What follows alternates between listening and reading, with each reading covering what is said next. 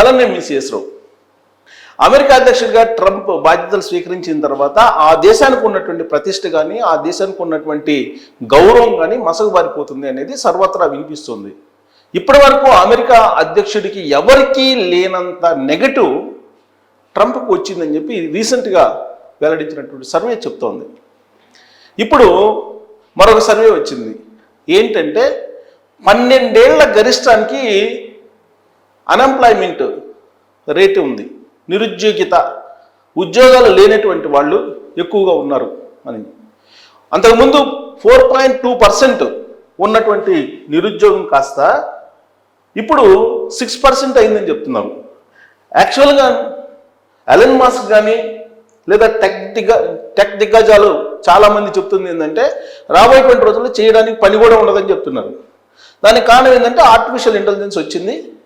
ప్రతి రంగంలో కూడా ఆర్టిఫిషియల్ ఇంటెలిజెన్స్ అనేది చాలా బలంగా చొచ్చుకుపోతుంది, ఫలితంగా ఉద్యోగాలు ఉండవు అని చెప్పి చెప్తున్నారు. ఇప్పుడు యాక్చువల్గా అంతకుముందు ఈయన ట్రంప్ అధ్యక్షుడు అయిన తర్వాత 4.2% అన్ఎంప్లాయ్మెంట్ ఉండేది, నిరుద్యోగం వచ్చేసి అంత ఉండేది. ఇప్పుడు ఈ నిరుద్యోగం పర్సెంటేజ్ కాస్త 6% అయింది. 6% అయిందని చెప్పి తాజా సర్వే చెప్తుంది. అన్ఎంప్లాయ్మెంట్, నిరుద్యోగం. సో ఇక్కడ మన దేశంలో లాగా కాకుండా అక్కడ నిరుద్యోగ భృతి అనేది ఆటోమేటిక్గా ఇస్తూ ఉంటారు. అక్కడ ఉన్నటువంటి పౌరులకి ఈ పర్సెంటేజ్ పెరిగిపోతుంది, నిరుద్యోగులు పెరిగిపోతూ ఉన్నారు. అక్కడ ప్రభుత్వం మీద తిరగబడేటువంటి వాళ్ళ సంఖ్య కూడా పెరుగుతుంది. ఇప్పుడు తాజాగా జూన్ డేటా ప్రకారం ఇప్పుడు ఫ్రెష్గా వచ్చినటువంటి గ్రాడ్యుయేషన్ పూర్తి చేసుకున్నటువంటి వాళ్ళు దాదాపు 2,42,000 మంది నిరుద్యోగులు ఉన్నారంట. ఉద్యోగం లేనటువంటి వాళ్ళు నిరుద్యోగులు ఇంతమంది ఉన్నారండి. ఇప్పుడు జూన్ లేటెస్ట్ డేటా ప్రకారం ఫ్రెష్గా గ్రాడ్యుయేట్ అయినటువంటి వాళ్ళు. ఇప్పుడు మనకి యాక్చువల్గా విదేశాల నుంచి వెళ్ళి అమెరికాలో చదువుకుంటున్నటువంటి వాళ్ళకి అక్కడ ఓపీటీ ఉంటుంది. ఈ ఓపీటీలో 3 years టైం ఉంటుంది. ఈ 3 years లోపల జాబ్ సంపాదించుకోవాలి. ఓపీటీలో 3 years పాటు వాళ్ళు ప్రయత్నం చేసుకోవచ్చు. అక్కడ ఉంటూ 2 years పాటు చదువుకుంటారు, మరో 3 years పాటు వాళ్ళు ఓపీటీలో జాబ్ సంపాదించుకునే దానికి అవకాశం ఉంది. దాన్ని మార్చాలని చూస్తున్నారు ట్రంప్, ఇంకా మార్చలేదు. అయితే ఇది ఉన్నప్పటికీ కూడా నిరుద్యోగుల సంఖ్య పెరిగిపోతుంది. 6% ఇప్పుడు ఉంది. ఈ మంత్లో గ్రాడ్యుయేషన్ పూర్తయి ఖాళీగా ఉన్నటువంటి వాళ్ళు 2,42,000 మంది ఉన్నారని చెప్తున్నారు. దీని అందరికీ కారణం ఏంటంటే అమెరికన్ ఫెడరల్ గవర్నమెంట్లో పనిచేసేటువంటి లక్షలాది మంది ఉద్యోగుల్ని ఎలన్ మస్క్ తీసేశారు. డోజ్ పెట్టి ఎలన్ మస్క్ అనేక మందిని తీసేశారు. ఎందుకు? ఎఫిషియన్సీ ఆఫ్ డిపార్ట్మెంట్ అని, వీళ్ళ వల్ల ప్రభుత్వానికి నష్టము, వీళ్ళు పనిచేయట్లేదు అనేటువంటి ఉద్దేశంతో దాదాపు కొన్ని లక్షల మందిని తొలగించారు.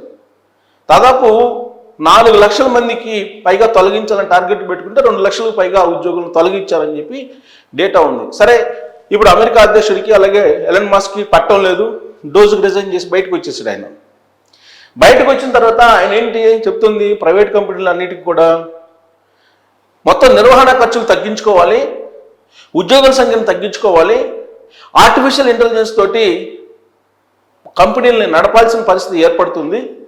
కాబట్టి ప్రతి కంపెనీలు కూడా డోజ్ లాంటి డిపార్ట్మెంట్ని ఏర్పాటు చేసుకొని పర్ఫార్మెన్స్ ఉన్నటువంటి వాళ్ళని కంటిన్యూ చేస్తూ పర్ఫార్మెన్స్ లేనటువంటి వాళ్ళని తీసేయండి, అంతకుమించి మార్గం లేదు ఇప్పుడు అని చెప్పి చెప్తున్నారు ఎలన్ మస్క్.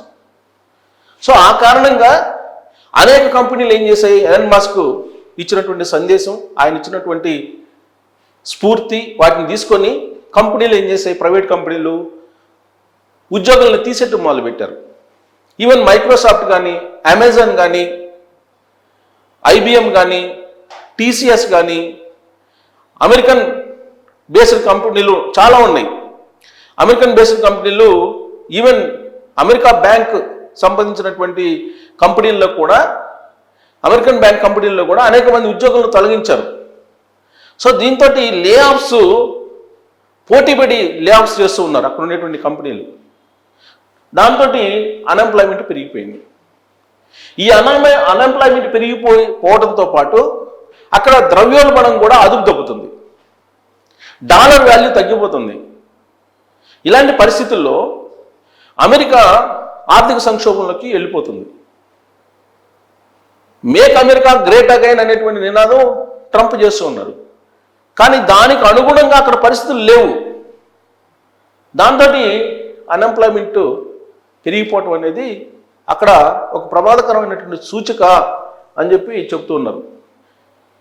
గతంలో అమెరికాకి వెళ్ళి ఎవరు చదువుకున్నా సరే వెంటనే జాబ్ వచ్చేది.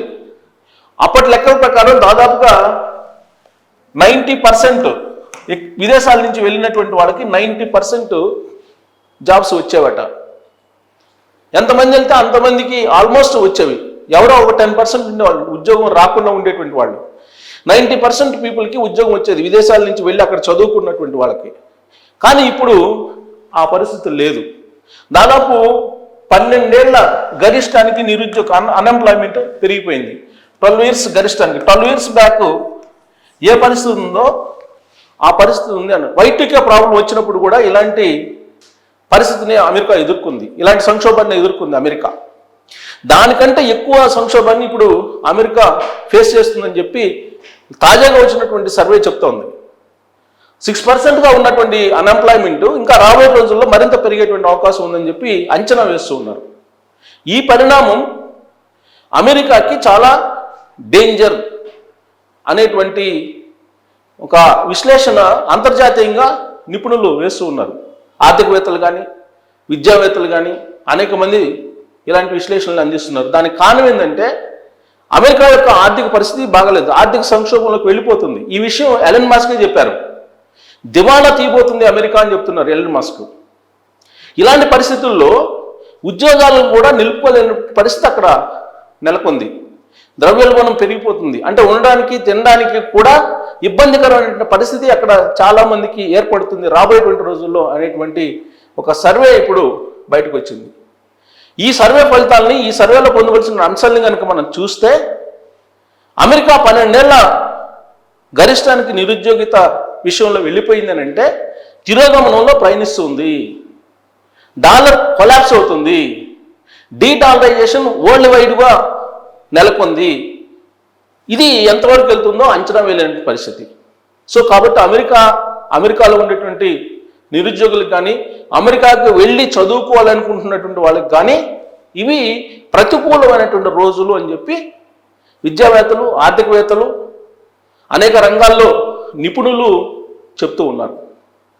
మరి నిరుద్యోగం పెరిగిందంటే జాబ్లెస్ కంట్రీగా అది ఉంటుంది. యాక్చువల్గా అక్కడ అమెరికాని ఏమంటారంటే ల్యాండ్ ఆఫ్ ఆపర్చునిటీ అంటారు. ల్యాండ్ ఆఫ్ ఆపర్చునిటీ అంటారు అమెరికాని. అంటే అవకాశాలు ప్రపంచంలో ఎక్కడైనా దొరుకుతాయంటే అమెరికాలో దొరుకుతాయని చెప్పి అంటారు ఒకప్పుడు. కానీ ఇప్పుడు ఆపర్చునిటీస్ లేనటువంటి పరిస్థితి, జాబ్లెస్ కంట్రీగా మిగిలిపోతుంది. ఇది ప్రమాదకరమైన హెచ్చరిక అని చెప్పి తాజా సర్వే చెప్తోంది. దీని మీద మీ అభిప్రాయాన్ని ట్రోల్స్ రూపంలో తెలియజేయచ్చు. Thank you.